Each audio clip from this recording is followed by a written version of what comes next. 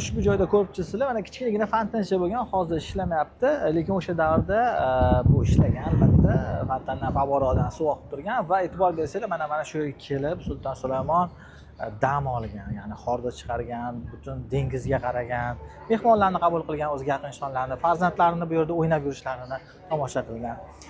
Aynan kinoda ham, ya'ni serialda ham ushbu sahnalarni ko'rishingiz mumkin.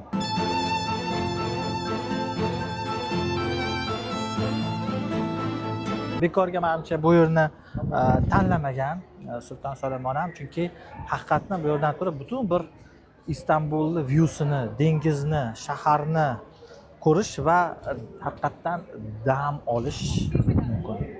Hordiq chiqazib dedi, maza qilasizlar.